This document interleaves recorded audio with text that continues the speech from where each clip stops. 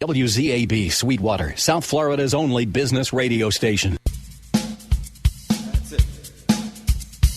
Turn it around. It's Down to Business with Jack Miller. Forget what they teach you in school. This is real life. Not Wall Street, but Main Street. A real show on what's really involved with starting and running a business. All the ups and downs. Our guests will answer your questions and provide you with valuable information. Stay tuned and join in the conversation. Call us at 305-541-2350. Follow us on Facebook at Jack Miller Down to Business or on Twitter at HJackMiller1. Hey, hello everyone. This is Jack Miller. I really appreciate you joining us. I'm super excited about today's show. We have Todd Cohen with us, of course, the commercial corner man. And first, I want to kind of set the preface. Usually, as our listeners, faithful listeners know, I tend to, and Todd and I tend to laugh a lot and be a little goofy and tell silly stories and rant and rave and hopefully give some people inspiration and motivation and some education about business. But today, it's really a serious topic, and I contemplated for a while, do we do half of it our usual shtick and nonsense, or do we just really focus on the issue? And our guest is such an important figure, and the issue is so important that I really just want to focus on the guest and the issue.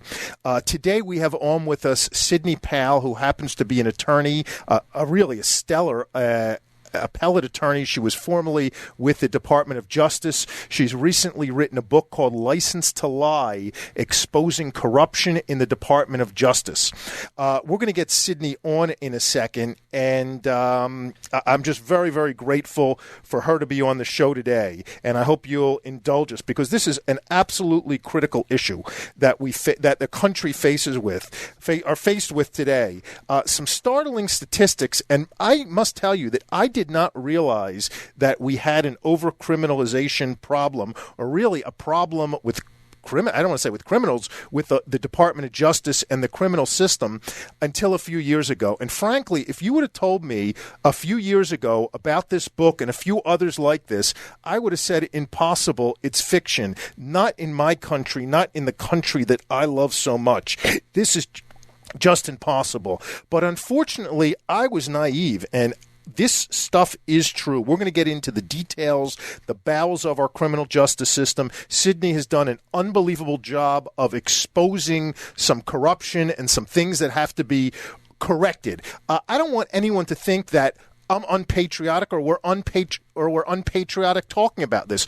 We just need to adjust our system, because so many people are really suffering from it today. And look, I'm not soft on crime. If you're a criminal, you deserve to be taken off the streets. But there's a difference between a criminal and there's a difference between people getting put away or whose lives ruined over regulation within the government, or government just really railroading people. And that's what I want to talk about today. Just some statistics before we get Sidney on the phone. There's 2.2 million people behind bars today, about 1% of our population, and a large amount of them haven't even been going to trial yet. They just don't have enough money to make bail. About 5.1 million people, 1 in 45 of us, are on probation. Here's the most startling number. 65 million people in America have records or have been involved with the criminal justice system. That's about 1 in 4. I have to tell you, I never realized this. And for those of you who are saying, oh, it doesn't affect me, it's not in my community, well, you're wrong, because this is in every community. We saw it in Baltimore, how the people are going nuts there, and I don't blame them. They should be. Not to the violent state, don't misunderstand me, but they're being oppressed, and people need to do something. But this is also critical in the white-collar community, and we need to address it. So with that, I want to bring on a hero, and I really, really mean this, Sidney Powell. Can we bring on Sidney? Hey, Sidney, you on with us? Yes, I am. Thank you. Sidney, I told you this morning, and I just want to reiterate it, you are a hero for writing this book, and the courage and, frankly, I don't know, I'm not going to use the right word, just the courage it took to write this book is unbelievable. And you're doing a tremendous amount of good, and we need to spread the word. And you told me some things which we're going to talk about this morning, which I was just startled by. But maybe I should give everyone just a little bit of a description of the book and jump in anytime. I'm certainly not a professional interviewer at all, so what do I know? I just want to talk to you.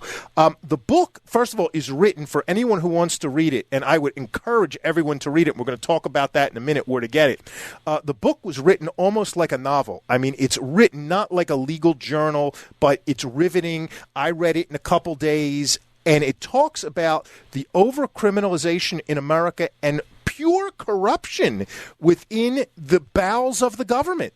And Sydney dealt with this firsthand with her dealing with Arthur Anderson, Enron, Ted Stevens, Merrill Lynch. She goes into all kinds of details in the book. So, Sydney, why don't you tell us first maybe a little bit of your background and what I don't want to say possessed you, but what gave you, why did you write the book, and what's the essence of the book? I wrote the book because I care so much about this country and our criminal justice system. And I was absolutely appalled by what I witnessed throughout the last 10 years as I represented Arthur Anderson and one of the Merrill Lynch executives in the Enron litigation. I started my career with the incredible responsibility of being the youngest assistant United States attorney in the country at the time. I was a federal prosecutor in the Western District of Texas and the Northern District of Texas and the Eastern District of Virginia. So 3 districts across the country over a period of 10 years, and I worked under 9 or 10 different United States attorneys from both political parties. Not a single one of the United States attorneys that I ever worked for would have tolerated for 2 seconds the conduct and approach to the law that I saw by the corrupt cabal of Enron task force prosecutors that went after Arthur Anderson and destroyed that company and 85,000 jobs, and that targeted Merrill Lynch executives and targeted all kinds of people because of the collapse of Enron. That's not to say that there were not some people at Enron who committed crimes and should have gone to prison or been prosecuted, but they cast their nets far too wide, and it was all about bringing down this person or that company as opposed to seeking justice and prosecuting crimes. We have got to get to a place in this country where we don't prosecute people, we prosecute crimes, and we need to take the politics out of prosecutions. You know, it seems to me that I suspect a lot of people, grew up on the faith in our justice system. And I remember hearing quotes like, rather 100 guilty go free than 1 innocent go to jail, and things like that. And it seems that the justice system today, and I'll call it the over-regulation and over-criminalization, has gotten so out of hand. I just don't know if people really are, or mainstream people are aware of it, unless they're unfortunately thrust into it and deal with it. And as well, they don't realize, I think, the repercussions of the awesome power of the government and it's the Department of Justice and the lawyers, that whether you're guilty or innocent today doesn't matter. It just destroys a life. And once you get on this system, it's like a runaway train. It's almost impossible to get off of. It is. It's very, very serious. Judge Rakoff, a prominent judge in New York, has written an article that came out about a year ago about why innocent people plead guilty. And there are all kinds of innocent people in our prisons right now. Some pled guilty because they felt like they had absolutely no alternative. Prosecutors haul people in, offer them a plea to 1 count perhaps, and if they don't take that, then they stack 10, 15 charges against them, everything they can think of, even though it's based on the same single act or conduct. The pressure is absolutely enormous. They threaten to indict other family members. They bleed your resources. They basically bring the full weight and power and might of the federal government to bear on the individual, harass your friends, just make people's lives living hell for the sake of racking up convictions. You know, I don't believe these are isolated incidents, and I think it's a combination of problems and systemic throughout the system and a combination of reasons. But what are your thoughts on that? Because, again, you talk about specific cases and incidents in the book, but how widespread is this amongst the justice system throughout the country? I think it infects at least 20% of it. It's far too widespread. And the more high-profile the case and the more unusual the case, the more likely there is to be prosecutorial misconduct in it, it seems to me. Certainly in the things that have alleged to be business crimes, because, frankly, prosecutors have made up a lot of things alleging that they're crimes when they're not. I think the Department of Justice in D.C. sees that as a way of circumventing Congress. They get tired of Congress waiting to make a law. So they do it themselves by prosecuting, and it takes years to correct those injustices, meanwhile destroying people's lives and families and livelihood.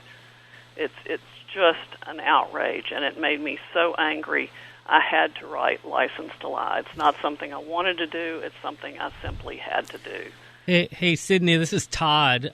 So nice to meet you, and thank you for being with us today. I have a question. How much of this misconduct is a result of people looking to make a name for themselves or looking for power themselves, and how much do you think is actually systemic? I think most of the misconduct is people looking for a name for themselves. Certainly the intentional misconduct is, and I would say it's at least 20% widespread systemic. I'm going to do a sharp left turn here because I have the book right in front of me. And I told Sydney this morning when I spoke to her that when she first was gracious enough to say she'd come on, I wanted to order the book. So I had my son order it on Amazon Prime. 3 days later, we get an email saying it's sold out. And we went from bookstore to bookstore to bookstore, and we couldn't get it. I finally got it. But it was literally a chore.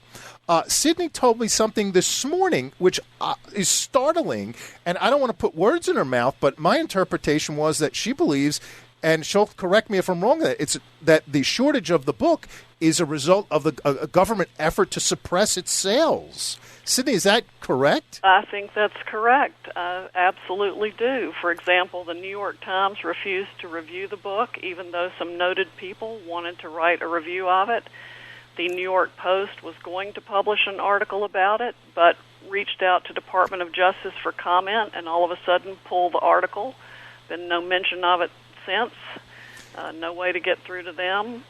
Amazon refuses to deal with me directly. I can only list on Amazon as a third-party vendor, so they'll reflect that the book is sold out when I've actually got 430 copies there in stock, paying Amazon to fulfill orders as of yesterday.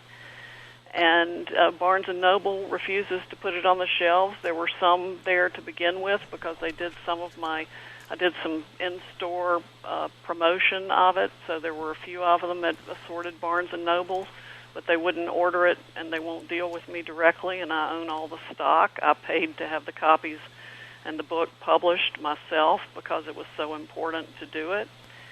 And I'm just absolutely convinced that they're trying to kill it with silence. You know, we're going to talk about more of that in a minute, but one of the issues, I think, is you courageously literally name, I'm going to say, dozens of names in the book. And I wonder how much of an effect that has on it. And these are some very powerful people. Sydney, hold on for a minute, if you would. This is riveting, but unfortunately, we need to take a commercial break. Stick with us for 2-3 minutes, and we'll be right back with a bunch more questions. We'll be right back. Turn it around. Do you need long-term real estate financing? Gelt Financial is located right here in Fort Lauderdale, Florida, and provides 30-year terms with no balloon payment whatsoever on non-owner-occupied residential and commercial real estate. With a minimum loan amount of only $75,000 all the way up to $5 million, we provide common-sense underwriting and quick closings. We don't require tax returns whatsoever. Call right now at 561-221-0900. Again, that's 561-221-0900.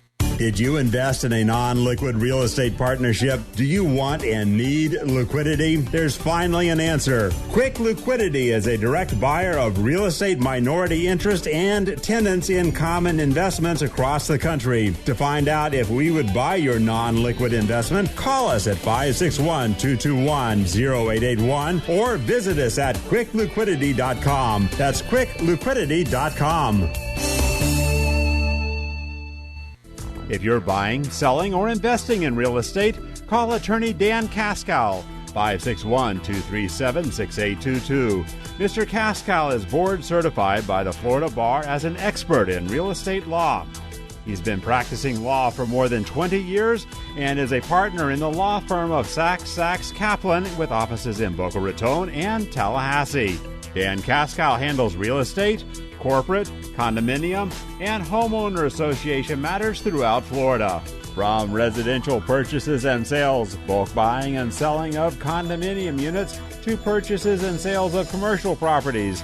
Contact attorney Dan Kaskow at 561-237-6822 for your real estate, corporate, and community association legal needs. Attorney Dan Kaskow, 561-237-6822. Non-attorney spokesperson for attorney Dan Kaskow.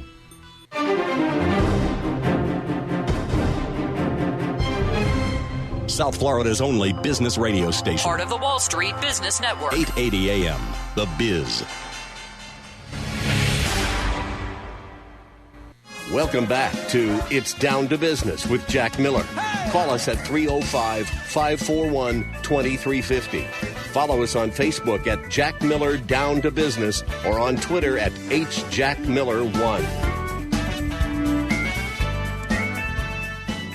Thank you for sticking with us. I appreciate it, folks, during those commercial breaks. Sydney, can we talk about for a minute what powers the government has? For example, what exactly is stacking?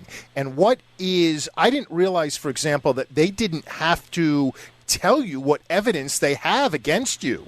And it's all right for them to, I don't want to say make up stories, but effectively make up stories. They do make up a lot of things. Stacking is adding on additional charges that really don't need to be added. Often one particular act can violate multiple statutes, and technically, as long as there's a different element to each of those statutes under the law, it's appropriate or possible to charge somebody for each of those. But that results, particularly with the enactment of the sentencing guidelines, which are a whole nother problem, that are rather rigid and complicated formulas pursuant to which judges are supposed to sentence people. The more counts there are, the more it ratchets up the likelihood and length of imprisonment under the sentencing guidelines, and really is unfair for a lot of reasons, not the least of which is the sentencing guidelines simply don't take into account the appropriateness of probation for anybody. So it results in lengthy terms of incarceration, even for first-time nonviolent offenders for things, whether it be and mandatory minimum sentences, whether it be for minor drug possession when no one else was injured, to white-collar crime when there's absolutely no reason for certain people to be in prison. Prison should be reserved for people that are dangerous, not just people we are mad at.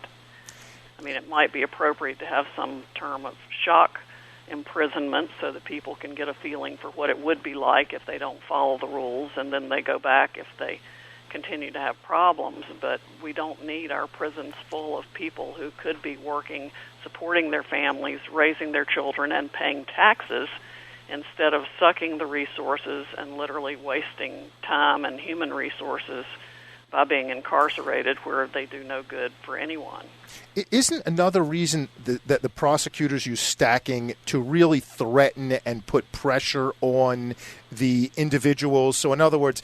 completely. So if they do something that maybe would have a maximum of 2 years, they'll throw on 20 or 30 charges, hoping one sticks. And that way they'll say, hey, unless you make a deal, you could go away for 50 years or your life or whatever it is. That, plus with the addition of each charge, it costs you even more to defend yourself against it, to the point it becomes impossible for people to afford an appropriate defense. That's one of the things Judge Rakoff pointed out in his article. Sometimes it's just a combination of physical, financial, and emotional exhaustion that causes people to plead guilty when they've done absolutely nothing wrong.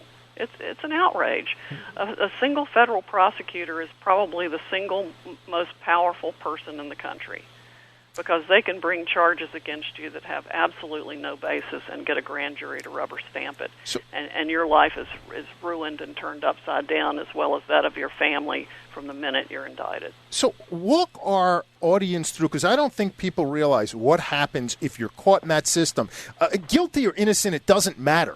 But, people think, I'm not found guilty, I just walk away. But it's not so simple. For those just tuning in, we are speaking with author Sidney Powell, who has written a book that should be a bestseller, License to Lie, about the corruption in our criminal justice system. Let me tell you something. Not only should this be a bestseller, I was literally thinking about it before. This is a movie.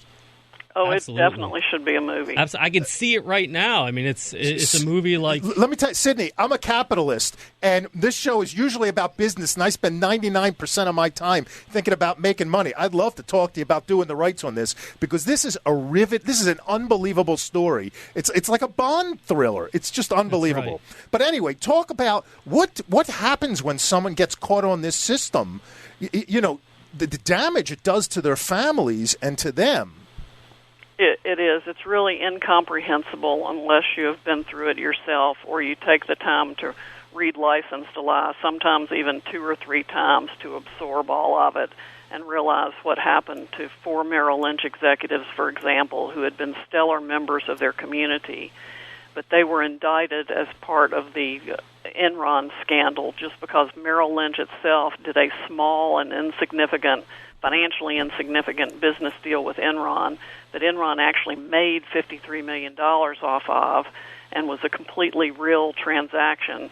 But because the prosecutor's view of it differed from the defendant's view of it, the prosecutors indicted them on an honest services charge, which was bogus from the get-go. They made up the charges in the indictment, piecing together parts of different statutes. At the same time, they yellow highlighted but hid evidence that they knew showed the defendants were innocent. They hid that evidence for 6 years. We couldn't even get the Merrill Lynch defendants bail pending appeal. So they went to prison as soon as they were sentenced for crimes that weren't really crimes. The Fifth Circuit a year later held that their conduct was not criminal as charged, let them all out of prison. But in the meantime, the prosecutors who had hidden the evidence that showed they were innocent managed to keep that evidence hidden for 6 years, and the prosecutors became Chief White House Counsel, President Obama's longest-serving Chief White House Counsel, Deputy Director of the FBI, Acting Attorney General for the Criminal Division of the Department of Justice under Bush, who then micromanaged and corrupted the prosecution of former Alaska Senator Ted Stevens, thereby changing the balance of power in the United States Senate and costing Alaska its longest-serving United States Senator. And another is now Assistant Attorney General in charge of the Criminal Division of the Department of Justice. One of the former Enron task force prosecutors is Obama's counterterrorism advisor. I mean, they are what I call a corrupt cabal of prosecutors who have been running the country and holding extremely powerful positions for the last 6 or 7 years. And what happens to the guys who served in jail? Oops, we're sorry. Their lives they didn't even say they were sorry. No, I was being sarcastic. Their lives are ruined. Do you know what kind of post-traumatic stress they have? The effects on their family? It's unbelievable. This whole thing is unbelievable. And I would tell everyone again, go to License to Lie, Sidney Powell. This is just a riveting book. Now, this is a business show on some level, so I wanted to ask, I mean, you're showing, from one side, you're showing the corruption in the criminal justice system, but the prison system in and of itself, and it's well documented how big of a problem we have with incarceration in this country. The prison system in itself is big business. I mean, isn't that part of the problem? It's huge business, and unfortunately, it's an extremely corrupt business. We need to read Bernard Kerrick's book, From Jailer to Jailed, to get the inside perspective on that and kind of the other side of the same coin that I'm talking about in License to Lie. Between the two of those books, you get a complete perspective of what a mess our system is in. But, we must make it better. The first step is for everybody to understand that this can happen to you. I don't care how legitimate a business person you think you are, or how much money you have, or the resources of your company that it has to defend you. You can wind up going to prison just like the head of Merrill's investment banking division did for a year for something that wasn't even a crime. But how do people protect themselves against a system that's so corrupt and clearly rigged in the favor of, big business and big government compared to just an individual getting caught in the wrong place at the wrong time? First, it's a matter of understanding what you're up against. And then secondly, it's a matter of working and speaking out to change the system starting now. I believe that License to Lie and the work that Judge Kaczynski has done on this topic, and a lot of other people as well, Fix Criminal Justice, the Koch brothers, the American Civil Liberties Union, the National Association of Criminal Defense Lawyers. There is now a massive bipartisan effort, the American Coalition for Criminal Justice Reform. A lot of people are understanding now that this problem is way too widespread and runs deep, and that we must take matters in our own hands to fix it. So this is timely. We have the Republican debate tonight, and are any of the personalities and people that are going to be involved in that on either side of the aisle, frankly, are any of them allies of what you're trying to accomplish here and what needs to be done? Well, I know that at least 4 of them have the book, and I know that 2 of them definitely get it. I believe Scott Walker fully understands the problems. I believe that Rick Perry fully understands these problems. In fact, I've written articles on the New York Observer at observer.com on all kinds of current events, including the ridiculous indictment against Rick Perry and the John Doe investigations that affected a lot of Scott Walker's friends and colleagues, the outrageous prosecutorial misconduct in those cases, and of course also my most recent article, which was also picked up on Drudge, is about Judge Emmett Sullivan, who's one of the heroes in License to Lie. He's the man who has been all over IRS and now is all over the State Department and Hillary about getting the emails that have been destroyed and or missing, et cetera, et cetera, et cetera. He's the judge who appointed a special prosecutor to investigate the Department of Justice itself in the corrupted prosecution of Senator Ted Stevens. We have to take a break in like 30 seconds, but when we get back, I want to talk a little bit about the Rick Perry case, what you think is going to happen to that, as well as Hillary Clinton, and see what your opinion is on her and the emails and that whole scandal. So stick with us for another 2-3 minutes, and we'll be right back with the commercial break. Don't turn that dial. We will be right back. Are you tired of dealing with unreliable banks and brokers who charge upfront fees and never deliver on their promises? You don't have to. Gelt Financial Corporation has been in business since 1989 and offers a stated income loan program for non-owner-occupied residential and commercial real estate investors. No tax returns required. What are you waiting for? Call Gelt Financial right now at 561-221-0900. Again, that's 561-221-0900. 561-221-0900. Did you invest in a non-liquid real estate partnership? Do you want and need liquidity? There's finally an answer. Quick Liquidity is a direct buyer of real estate minority interest and tenants in common investments across the country. To find out if we would buy your non-liquid investment, call us at 561-221-0881 or visit us at quickliquidity.com. That's quickliquidity.com. And now, 880 The Biz Traffic. Good afternoon. Serious crash blocking 3 lanes, 75 northbound, right before 138th Street, Graham Dairy Road. Object on the roadway in Miami. Use caution. State Road 112. This is westbound at 22nd Avenue. For more traffic, follow us on Twitter at Total Traffic MIA.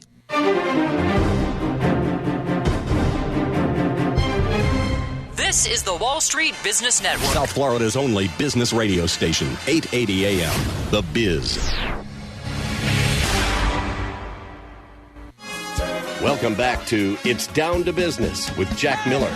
Call us at 305-541-2350. Follow us on Facebook at Jack Miller Down to Business or on Twitter at HJackMiller1.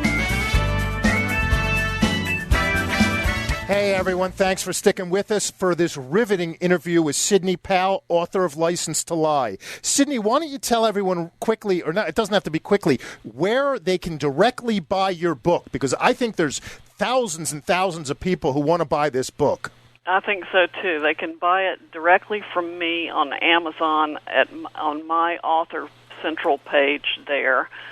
You have to go to third-party sellers because, as I said, Amazon won't buy it directly from me and won't keep it in stock and acts like it's sold out. But there are plenty of copies there, and I have plenty more. And also at licensedtolie.com. And I would encourage everybody to go now to observer.com and read all of my articles on current events because it's information you won't get anywhere else for the most part.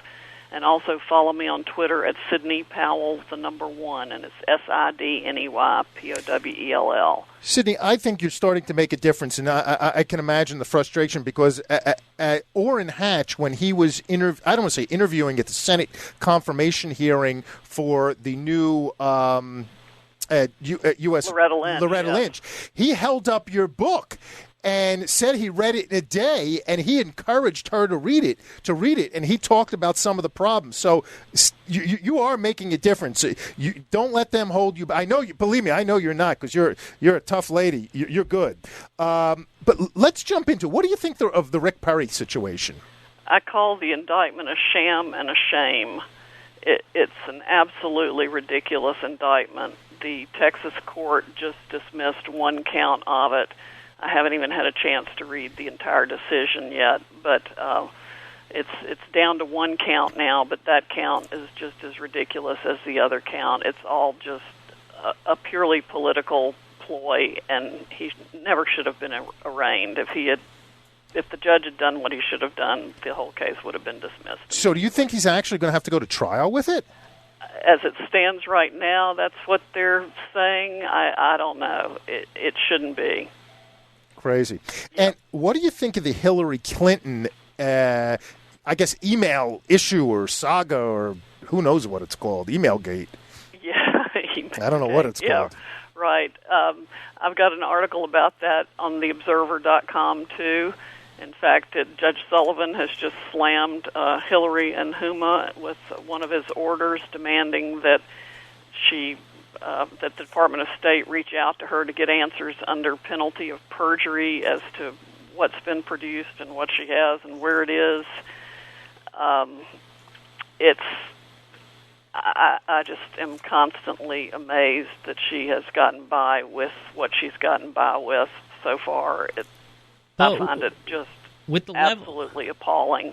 Sorry. She's been obstructing justice. She's violated any number of federal statutes by having this private email server to begin with.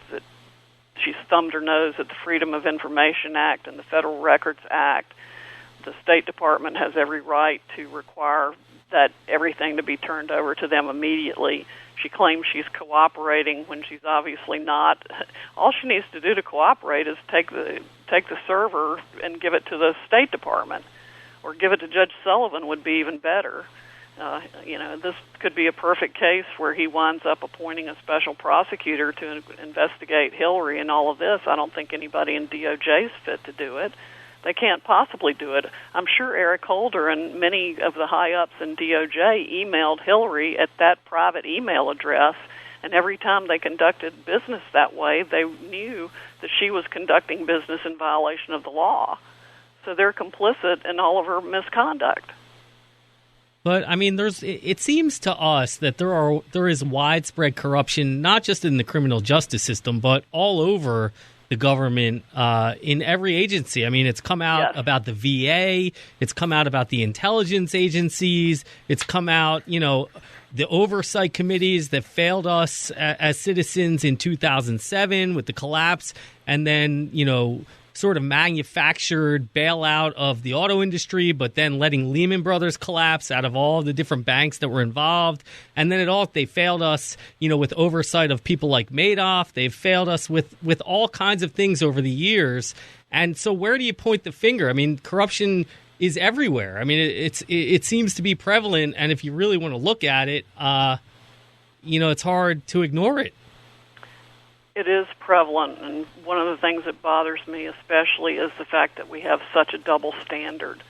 We let the government prosecute heroes like Bernie Carrick and others, a Marine he tells about who sold a pair of night vision goggles on eBay, and somebody bought them that wasn't authorized to buy them, and the Marine winds up getting sentenced to 3 years in prison. I mean, here he is, a young man who risked his life for our country, and he's sent to prison for 3 years because the wrong person bought a pair of night vision goggles or something. That's absurd. But yet anybody in the government can do whatever they want to do without being held accountable in any way, shape, or form. Todd, it's like working for the government gives you a pass to commit all kinds of crimes. It does. Sydney, I don't think you've heard, but I've said on this many times. I think what we need to do is roll back government regulation and laws over the past 40 years by 80%, just get rid of them, because there's so many laws on the books. I tried to get last night how many laws and regulations are on the books. Oh, you couldn't even count them. You couldn't begin to count them. Like Harvey Silvergate said in his book, the average American going about their daily lives commits 3 felonies a day. There's so many laws on the books that don't even require criminal intent. And if overzealous prosecutors have made criminal offenses out of civil regulations, that shouldn't be allowed at all. Nothing should be a crime unless Congress has put it in 18 United States code. Yeah, and I think we got to cut back the staffs 80% by 80%, because you know what? There's too many people. They're all looking for power. The amount of prosecutors, I think, has grown by exponential in the past 20 years. I don't have the number in front of me, but it's crazy. But yet, a crazy local story that was in yesterday's on the news in Delray Beach, Florida. There was some kind of, I don't know, misappropriation or something what happened.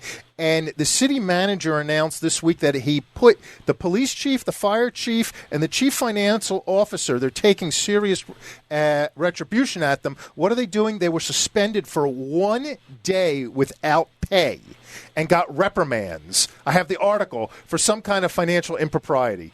So, they put you and me in jail, but they're getting suspended for 1 day without pay.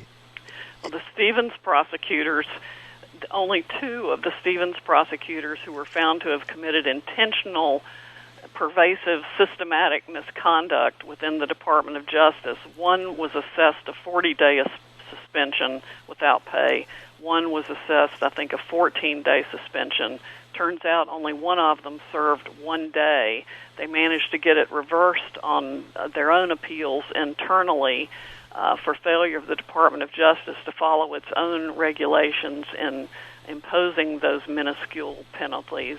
And that's all they got for unseating the longest-serving United States senator, dragging him and his family through the expense, humiliation, and outrage of a very public trial while they hid the evidence that showed he was innocent. And 3 of them, I think, still work for the United States Department of Justice, including the 2 that were found to have committed intentional misconduct.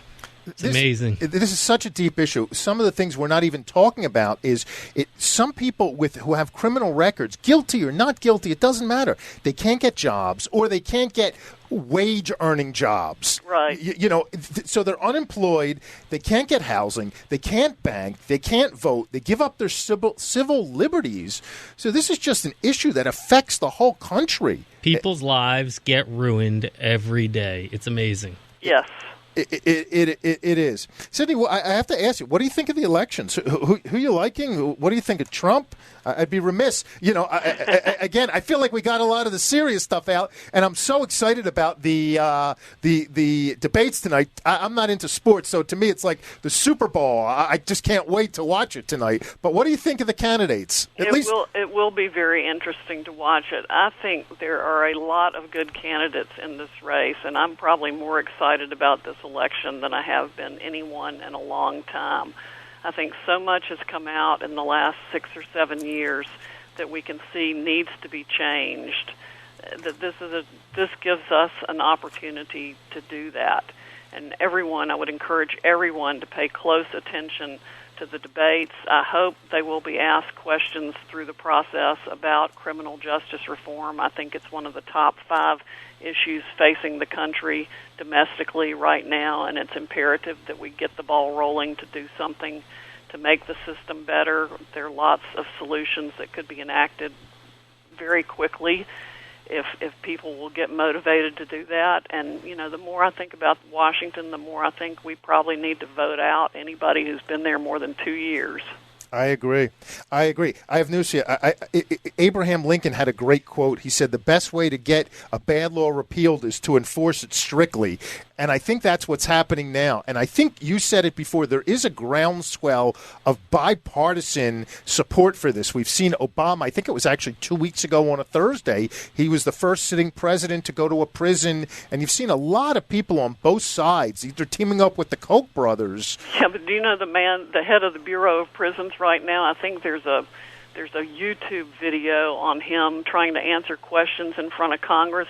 Obama's head of the Bureau of Prisons didn't even know the dimensions of a solitary confinement cell, which is called the box. I've linked that YouTube video in one of my articles because it is absolutely embarrassing. He should be fired. What's amazing, too, is I didn't realize it, I must confess, and your book does an eloquent job of it, but they're putting people in solitary confinement or the hole or the box, just for spite. And it seems that, if you go to prison and they don't like you or your political views, or in your case, they had a good advocate as you, the people suffer there terribly. It's beyond inhumane. It really is. It is beyond inhumane. Solitary confinement can drive a sane person crazy within 3 days. It is inhuman. The ACLU wants to ban it completely. There are situations in which it is entirely appropriate, but that doesn't mean we couldn't make the physical conditions of it better, because you can't expect somebody to act like a human being when they've never been treated like one. And it just makes no sense. It's beyond the pale. They took the young former treasurer of Enron, Ben Glisson, who had done something wrong. He pled guilty. But he refused to cooperate with the government. He refused to say what they demanded that he say, to testify against other people. So even though he pled guilty, when he went to prison, they put him straight into solitary confinement. And they kept him there until he would say whatever the government wanted him to say. And let me tell you, after a few weeks of solitary confinement, there is hardly a human being out there who wouldn't say whatever the hell the government wanted them to say to get out of it. It's a quote. It seems to me everyone's up in arms about waterboarding and things like that, of people who are terrorists and literally are knocking our buildings down and killing us. But, they're putting white-collar people there just to put pressure and force them. Yep. There's a young man by the name of Brad Stinn who was CEO of Friedman's Jewelers. I wrote a piece in The Observer about him, too. They have got him in prison for 12 years for drawing his salary. Yep. Just crazy. So, Sydney, we only have 2 minutes. We have to wrap this up, and I feel bad because this is such an important issue, and I feel like the whole world needs to hear it, and I want to stand on the rooftops in the mountains and scream at everyone to buy your book. But tell everyone what we can, as citizens of this country that we love so much, what can we do to affect change in a peaceful, and again, highlight peaceful way, and how do we buy your book? You buy my book through me as a third-party seller on Amazon.com. You do have to go to See All Buying Options and find my name, Sidney Powell, PC. The books are in stock there, and it's fulfilled by Amazon. I'd love to sell out what I've got this week. I've dropped the price, and I can stock them up with more later. You can also get them from me at licensedtolie.com. If you want an autographed copy, there's an order from the author directly on the website, licensedtolie.com. I will autograph it, inscribe it however you instruct me, and mail it to you myself. follow me on Twitter at Sidney Powell 1, friend me on Facebook, share my posts about everything. Just get the word out to everybody you possibly can. Exercise your vote. Your local district attorneys and local judges are elected. Hold them accountable. Make sure they understand the prosecutor's responsibility to produce evidence favorable to the defense. If you have a dirty DA, get him out of office. Speak up. Talk to everyone about this, and make sure your congressmen know that you expect massive criminal justice reform, because supposedly there's a bipartisan bill coming out this fall, and we need to get it done. Sidney, you're the best. I hate to cut you short. I'm getting a hard break. We have to go. I thank you, thank you, thank you. You are a genuine hero. Everyone, go get License to Lie. And thank you again, Sidney, for being with us. I really appreciate it. Thank you so much for having me, Jack. It was a great show. Thank you. Bye-bye. Bye.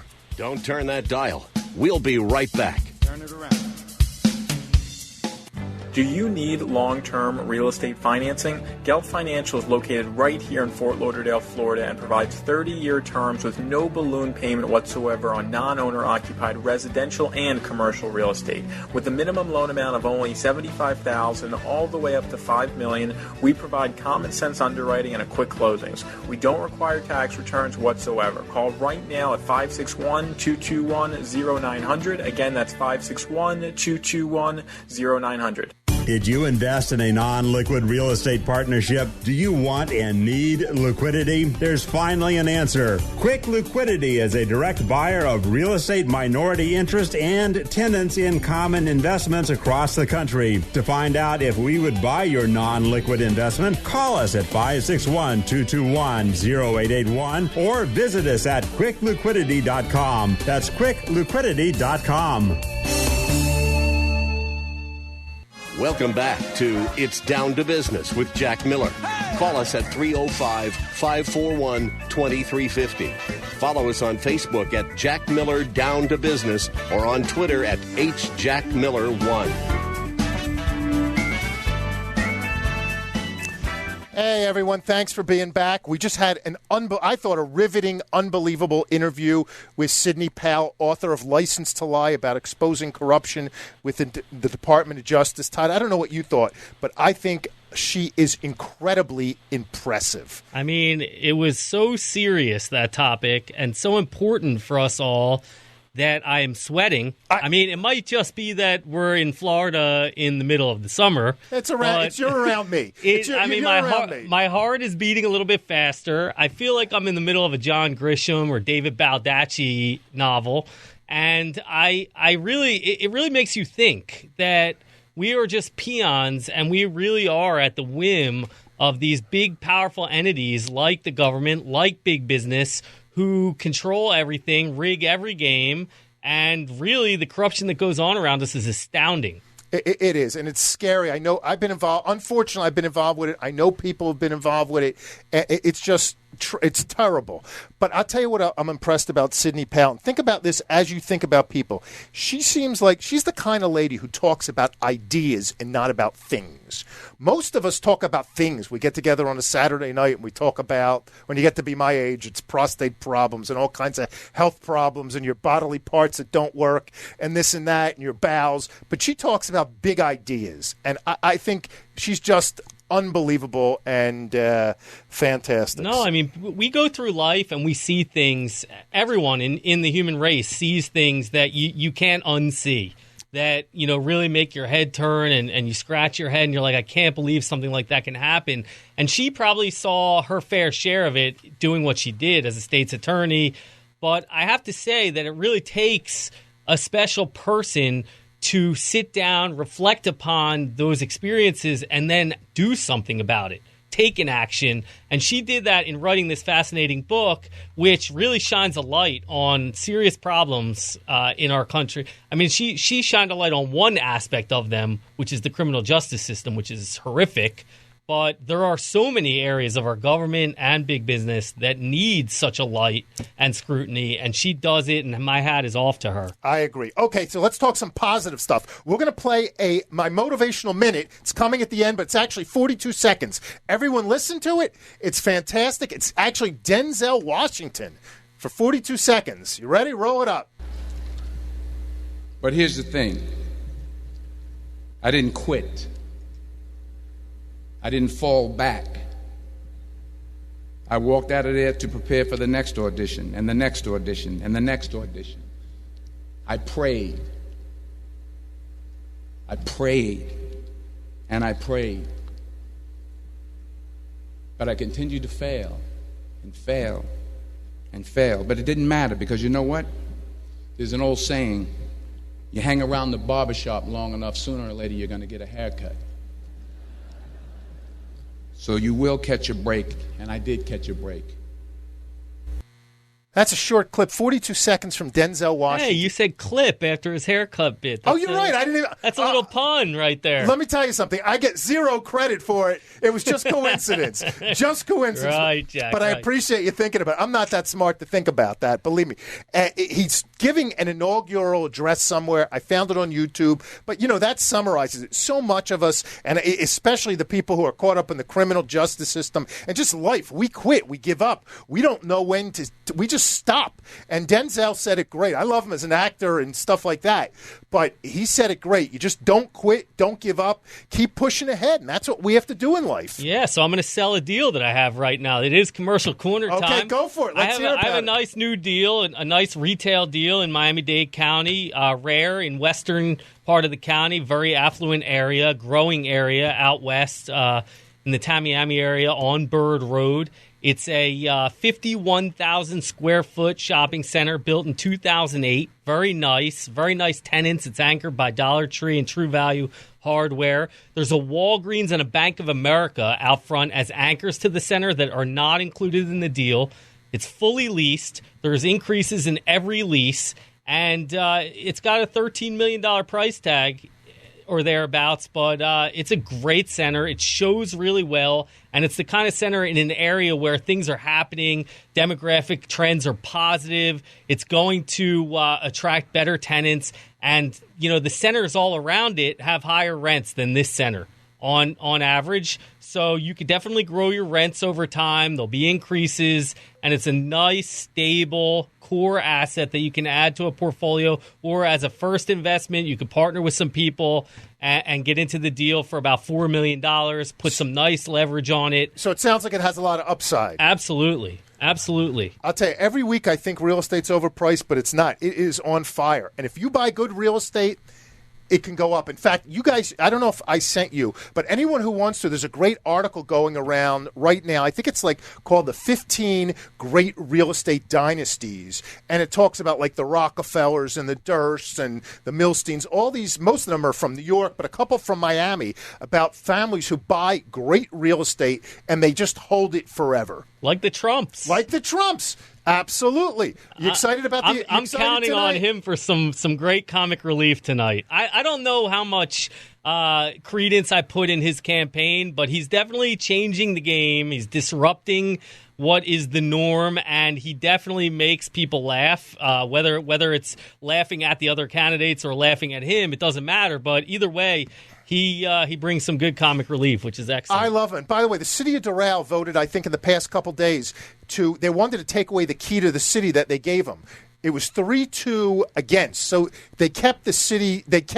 He can keep the city of the key to Doral, and it's just another sign of politicians. When they want something for you, they give you the key to the city. As soon as they don't like what you have to do, they vote to take the key away. Right, but it also shows another thing, which is that people behind closed doors actually buy into Trump and like his freewheeling, willing to say what's on his mind kind of thing. He's not bought by any large companies or businesses because he is one himself, and he is as honest as it gets. Now, you may not believe or agree with anything he says, but he's honest, and a lot of people like him. The numbers show it. I like him too.